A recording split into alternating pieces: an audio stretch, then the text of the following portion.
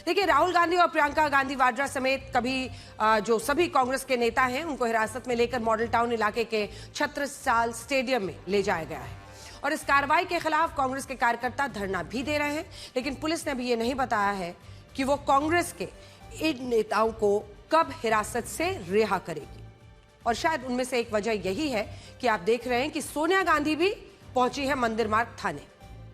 ये सवाल भी पूछ रहे हैं कि क्या इन नेताओं को पुलिस गिरफ्तार भी कर सकती है, क्या अरेस्ट भी किया जा सकता है। इस सवाल के पीछे बड़ा कारण यह है कि क्या कांग्रेस के नेताओं ने प्रधानमंत्री आवास जैसे अति संवेदनशील हाई सिक्योरिटी जोन सुरक्षित क्षेत्र में जाने से पहले अनुमति ली थी विरोध प्रदर्शन के लिए, और इस आधार पर पुलिस लोकसभा अध्यक्ष की बिना इजाजत के राहुल गांधी और बाकी नेताओं के खिलाफ कार्रवाई कर सकती है। अगर ऐसी कोई घटना संसद भवन के अंदर या संसद परिसर में की जाती तो पुलिस के लिए कोई भी कार्रवाई करने से पहले लोकसभा अध्यक्ष की इजाजत लेना जरूरी होता। लेकिन इस मामले में पुलिस कांग्रेस नेताओं को हिरासत में भी रख सकती है और कुछ देर में उनको छोड़ा भी जा सकता है। इस धरने को खत्म कराने के बाद राहुल गांधी ने पुलिस की हिरासत में रहते हुए सोशल मीडिया पर यह लिखा है कि छात्रों के इंसाफ की ये लड़ाई अब रोके नहीं रुकेगी। हालांकि सरकार की तरफ से ऐसी खबरें आ रही हैं कि उसने कांग्रेस के विरोध प्रदर्शन पर चिंता जताई है। सूत्रों के मुताबिक सरकार का ऐसा मानना है कि कांग्रेस ने प्रधानमंत्री आवास के बाहर प्रदर्शन करके एक गलत और एक खतरनाक परंपरा की शुरुआत की है। और सरकार यह भी मान रही है कि आज कांग्रेस ने जो किया वो बांग्लादेश और नेपाल जैसे पड़ोसी देशों में होता था। हालांकि सरकार ने ऐसा औपचारिक रूप से नहीं कहा है, बल्कि सूत्रों के हवाले से ऐसी खबरें आगे की गई हैं कि सरकार कांग्रेस के इस धरने को सुरक्षा के लिहाज से चिंताजनक मान रही है। इसके पीछे एक कारण यह भी है कि कांग्रेस ने प्रधानमंत्री आवास के जिस गेट के बाहर यह धरना दिया, उसी गेट से प्रधानमंत्री मोदी का काफिला गुजरता है। और आखिरी बार ये जो तस्वीर हम आपको दिखा रहे हैं, ये जो है इस गेट पर जहां ये विरोध प्रदर्शन हुआ है, इस गेट पर आखिरी बार प्रदर्शन हुआ था दिसंबर 1999 में, जब विरोध प्रदर्शन हुआ था इंडियन एयरलाइंस की फ्लाइट IC 814 हाईजैक होने पर। बंधकों को छुड़ाने के लिए उनके परिवारों ने तब प्रधानमंत्री आवास के इस गेट के बाहर यह प्रदर्शन किया था। यह साल 1999 का प्रदर्शन है और उसके बाद से आज तक इस गेट पर कभी प्रदर्शन नहीं हुआ। उस प्रदर्शन के बाद इस गेट की सुरक्षा हमेशा के लिए बढ़ा दी गई थी। लेकिन आज राहुल गांधी समेत कांग्रेस के तमाम बड़े नेता इसी गेट पर पहुंचे। अब तस्वीरें आज की दिखा दीजिए, आप एक बार ये तस्वीरें देखिए।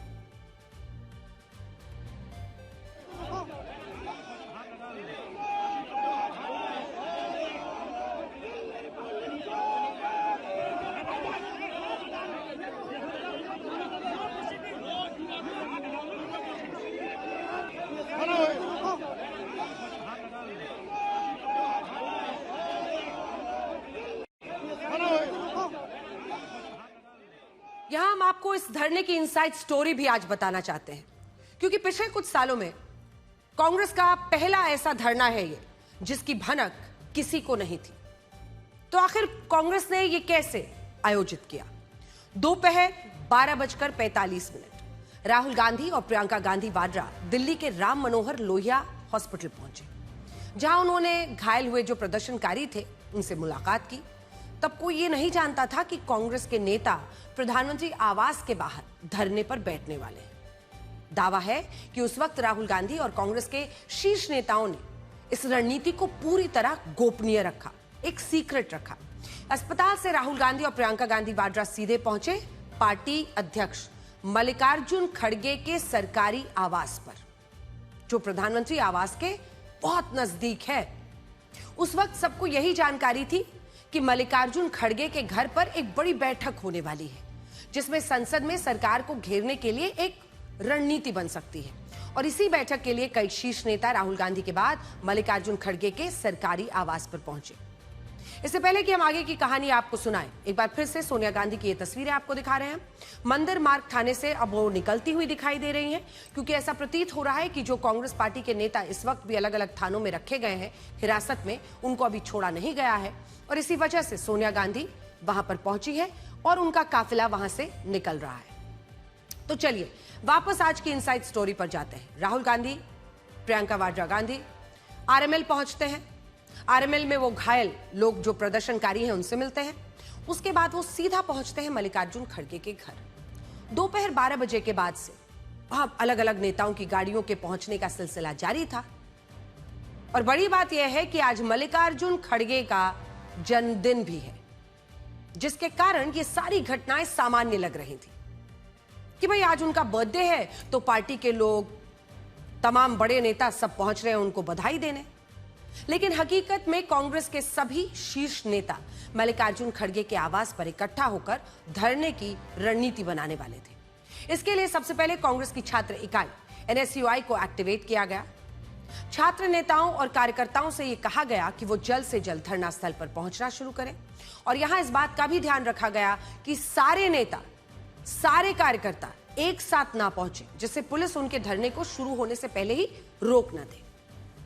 जब एनएसयूआई और कांग्रेस के कुछ नेता और कार्यकर्ता प्रधानमंत्री आवास के पास पहुंच गए, तब राहुल गांधी और प्रियंका गांधी वाड्रा और उनके साथ साथ कुछ नेताओं ने पैदल मार्च करते हुए इस धरना स्थल पर पहुंचना शुरू किया। पुलिस उन्हें रोक नहीं पाई।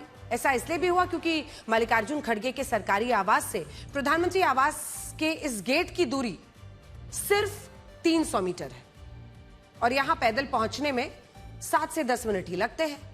जब राहुल गांधी पार्टी के बाकी नेताओं के साथ पैदल मार्च करते हुए बाहर निकले, तब भी किसी ने नहीं सोचा था कि वो प्रधानमंत्री आवास के बाहर धरने पर बैठने जा रहे हैं। लेकिन ऐसा हुआ। और इसमें भी बड़ी बात यह है कि कांग्रेस के ज्यादातर नेता एक साथ इकट्ठा होकर सड़कों पर नहीं उतरे। कई नेता राहुल गांधी के धरने पर बैठने के बाद वहां अपनी गाड़ियों से पहुंचने लगे। और जानते हैं धरने के लिए कांग्रेस ने प्रधानमंत्री आवास के इसी गेट को क्यों चुना? ये जो रेसकोर्स रोड है, उस रोड की तरफ से जो नॉर्मल जिस तरफ से एंट्री है, वो एंट्री नहीं है, ये दूसरा गेट है। वही गेट जिसे प्रधानमंत्री का काफिला निकलता है और जाता है। इस गेट का एक्सेस सिर्फ पीएम सिक्योरिटी के जो लोग हैं उनको है और पीएम के कैवलकेड को। तो इसी गेट को क्यों चुना गया? पहला कारण तो यही है कि इस गेट से मल्लिकार्जुन खड़गे का सरकारी आवास सिर्फ 300 मीटर की दूरी पर है। लेकिन दूसरा कारण यह है कि इस गेट का एक्सेस सिर्फ प्रधानमंत्री मोदी के काफिले को दिया जाता है। प्रधानमंत्री मोदी जब भी कहीं जाते हैं, वापस अपने सरकारी आवास में लौटते हैं, तो उनका काफिला इसी गेट से गुजरता है। और यही कारण है कि जब राहुल गांधी इस गेट के पास धरने पर बैठे, तो गृह सचिव ने खुद राहुल गांधी से यह आग्रह किया कि वो इस जगह धरना ना दे, क्योंकि यह जगह धरने के लिए अनुकूल नहीं है। हालांकि राहुल गांधी इसके लिए तैयार नहीं हुए और उन्होंने ये कहा कि वो अपना धरना यहीं जारी रखेंगे और सरकार को उनकी मांगे माननी होंगी। फिर हुई गहमागहमी और इस गहमागहमी के बीच केंद्रीय मंत्री डॉक्टर जितेंद्र सिंह खुद कांग्रेस के शीर्ष नेताओं से बात करने आए और उनके साथ थे होम सेक्रेटरी गोविंद मोहन। तो ये उस वक्त की तस्वीरें हैं। उनका दावा है कि राहुल गांधी ने खुद उनसे यह कहा, यह डॉक्टर जितेंद्र सिंह का दावा है कि राहुल गांधी ने उनसे यह कहा कि अगर सरकार पेपर लीक के मुद्दे पर संसद में चर्चा कराने के लिए तैयार है तो वो अपना धरना खत्म कर देंगे। अब राहुल गांधी की इस मांग को सुनने के बाद केंद्रीय मंत्री जितेंद्र सिंह केंद्रीय गृह मंत्री अमित शाह से मिलने पहुंचे कि भाई उनका ये मांग है कि आप यहां पर तैयार हो जाइए बातचीत के लिए और संसद में इस पर बहस के लिए, पेपर लीक का मुद्दा हो। और अमित शाह से चर्चा करने के बाद उन्होंने एक बार फिर राहुल गांधी से बात की। अब जितेंद्र सिंह का यह दावा है कि राहुल गांधी को यह उन्होंने बताया कि सरकार नीट पेपर लीक के मुद्दे पर संसद में चर्चा कराने के लिए तैयार है। लेकिन आरोप है कि जब सरकार ने राहुल गांधी की इस मांग को मान लिया, तब भी वो अपना धरना खत्म करने के लिए तैयार नहीं हुए। ये दावा बाकायदा लिखित में एक्स पर और फिर एक वीडियो के जरिए डॉक्टर जितेंद्र सिंह ने किया। उन्होंने ये मांग भी रख दी है, ऐसा डॉक्टर जितेंद्र सिंह ने बताया कि राहुल गांधी ने अब ये मांग रख दी है कि शिक्षा मंत्री को अपना इस्तीफा देना होगा, धर्मेंद्र प्रधान को इस्तीफा देना होगा, तभी यह धरना खत्म होगा। अब इसके बाद स्थिति और तनावपूर्ण हो गई और पुलिस वाले राहुल गांधी कांग्रेस के तमाम नेताओं से धरना खत्म करने की अपील करते हुए नजर आए। ये अधिकारी लगातार उनसे बातचीत कर रहे थे और ये कहने की कोशिश कर रहे थे कि ये अनुकूल जगह नहीं है धरने के लिए, उनको वहां से हटना चाहिए। और जब कांग्रेस के नेताओं ने ऐसा नहीं किया तो उन्हें पुलिस ने हिरासत में लेकर वहां से हटा दिया। आप इन तस्वीरों में देख सकते हैं कि जब पुलिस कांग्रेस के नेताओं को प्रधानमंत्री आवास के गेट से हटा रही थी, तब राहुल गांधी विरोध करते हुए नीचे लेट गए और उन्होंने अपने हाथों को जिप टाई यानी प्लास्टिक की केबल से बांधा हुआ था और इसी के कारण वहां काफी हंगामा हुआ। पुलिस ने राहुल गांधी समेत कांग्रेस के सभी नेताओं को हिरासत में ले लिया। क्या क्या वहां पर हुआ, पहले ये वीडियो देखिए।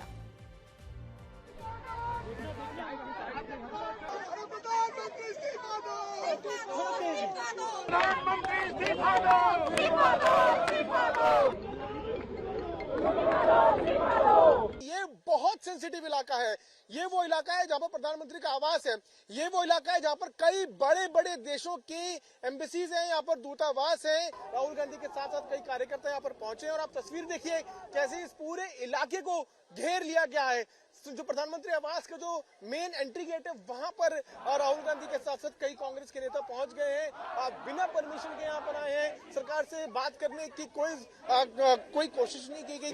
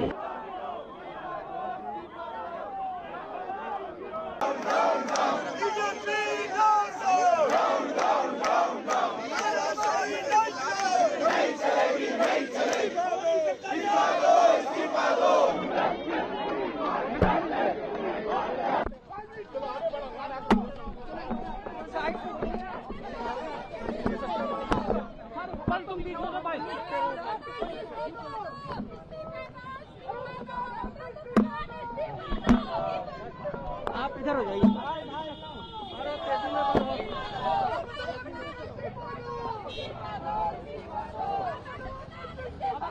यहाँ पे जो तस्वीर 7 RCR यानी कि लोक कल्याण मार्ग में घट रही है, पीछे हमारे देखिए अखिलेश यादव और राहुल गांधी को कुछ इस तरीके से बस में भर के ले जाया जा रहा है।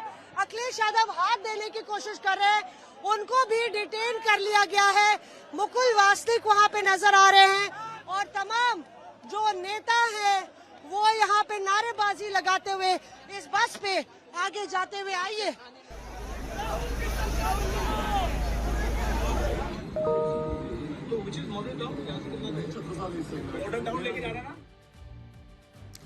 कांग्रेस ने सरकार पर तानाशाही का आरोप लगाया है और ये कहा है कि सरकार ने राहुल गांधी के साथ अच्छा सलूक नहीं किया। Democracy in India is happening right now. Democracy in India is happening right now.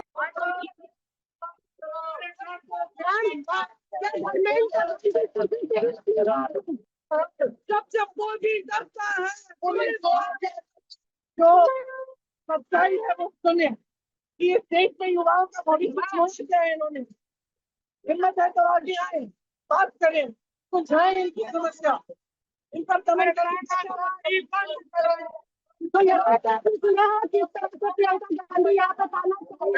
बंद करो के नारे लगा रही हैं, कह रही है कि कायरता है। गलत प्रयोग किया, हम लोग को दबाया है, उठा के लेके आया। उठा के नहीं, पूरा दबा दिया गया था जबरदस्ती और अचानक से। बहुत गलत लोग आए थे, ये उनकी साजिश है उठाने के लिए, बहुत गलत किया। दिल्ली पुलिस ने गृह मंत्री के इशारे पर, प्रधानमंत्री के इशारे पर बहुत ही कायरता पूर्वक तरीके से हमारे नेता राहुल गांधी को घसीटकर हिरासत में लिया। हमारी नेता प्रियंका गांधी को बदतमीजी कर और घसीटकर बस में जबरदस्ती ठूसा।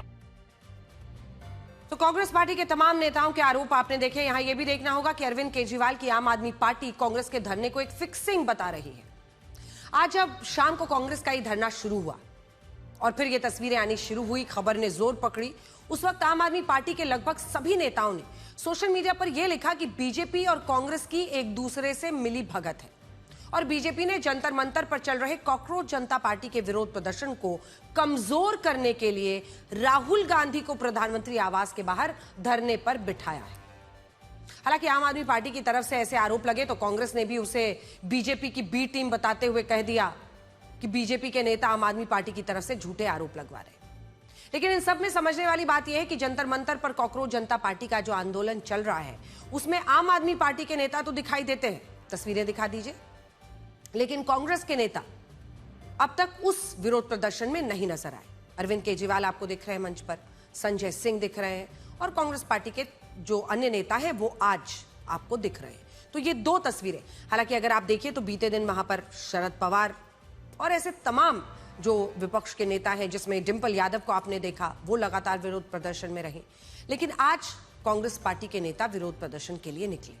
तो अलग अलग विरोध प्रदर्शन करती हैं ये पार्टियां, तो आम आदमी पार्टी के नेता उसका विरोध आज करते हैं और ये कहते हैं कि कांग्रेस कॉकरोच जनता पार्टी के विरोध प्रदर्शन को कमजोर करना चाहती है, वो बीजेपी के साथ मिली भगत है उसकी। इससे ये सवाल भी उठते हैं कि क्या विपक्ष में नीट के मुद्दे को लेकर आपस में ही फूट है क्रेडिट लेने की, और जब मुद्दा एक है तो धरने में ये अलग अलग वाली बात कैसे आ रही है और एक दूसरे पर हमले क्यों किए जा रहे हैं। राहुल गांधी ने यह धरना तब दिया है जब शरद पवार, अरविंद केजरीवाल, उद्धव ठाकरे की पार्टी के सांसद आज ही जंतर मंतर पर चल रहे आंदोलन में शामिल होने पहुंचे। यानी एक ही मुद्दे को लेकर अलग अलग पार्टियां अलग अलग आंदोलन के साथ दिखना चाहती हैं, जिसे विपक्ष की राजनीति को लेकर आज चर्चा हो रही है।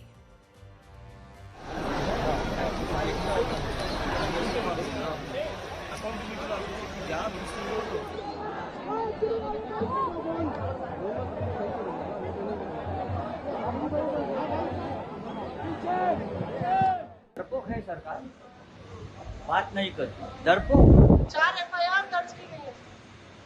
4 सर FIR दर्ज करो, फिर भी बच्चे लड़ते रहेंगे और हम उनके साथ हैं।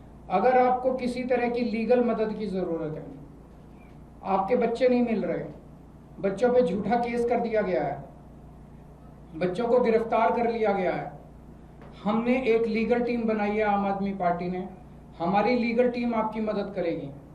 किसी केस में अगर जरूरत पड़ी तो बड़े से बड़ा वकील भी देश का आपके बच्चों के लिए खड़ा करेंगे। कभी हिटलर ने अपने पॉलिटिकल लोगों के साथ इस तरह का एक गैंग बनाया था। लगता है इस तरह के लोग थे जो प्राइवेट ड्रेस में थे और लाठी लेकर के लोगों को मार रहे थे। कभी हिटलर ने बनाया था और आज हम लोग भारतीय जनता पार्टी की सरकार में देख रहे हैं। इतने हफ्तों से चल रहा है, आप बातचीत कल क्यों करते हैं? आप तो पहले से बातचीत करना चाहिए था उन स्टूडेंट से, और कंप्लीट मिसमैनेजमेंट है।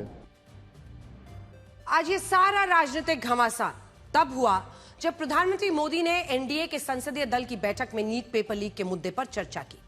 संसदीय कार्य मंत्री किरेन रिजिजू के मुताबिक प्रधानमंत्री मोदी ने पेपर लीक को घोर पाप बताया। उन्होंने कहा कि जब नीट का पेपर लीक हुआ तभी कार्रवाई की गई थी, 13 आरोपियों को गिरफ्तार करके जेल भेजा गया। छात्रों का भविष्य प्रभावित न हो इसलिए नीट की परीक्षा जल्द से जल्द कराई गई। बिना देरी के इस परीक्षा का रिजल्ट भी जारी किया गया। प्रधानमंत्री मोदी ने यह भी कहा कि भविष्य में पेपर लीक रोकने के लिए सख्त कदम उठाए जा रहे हैं और सरकार यह सुनिश्चित कर रही है कि पेपर लीक के दोषियों को कड़ी से कड़ी सजा दिलाई जाए। प्रधानमंत्री मोदी ने यह भी कहा कि पेपर लीक केवल किसी एक राज्य या केंद्र सरकार का नहीं बल्कि पूरे देश का मुद्दा है। सुनिए।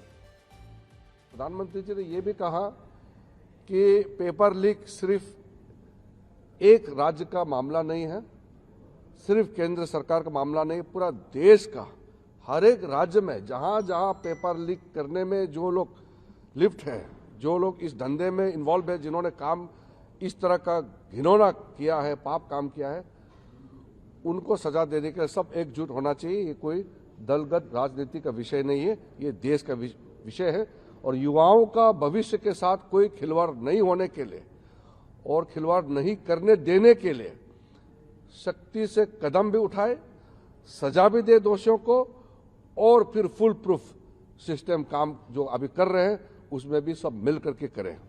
इसको प्रधानमंत्री जी ने बल दिया है।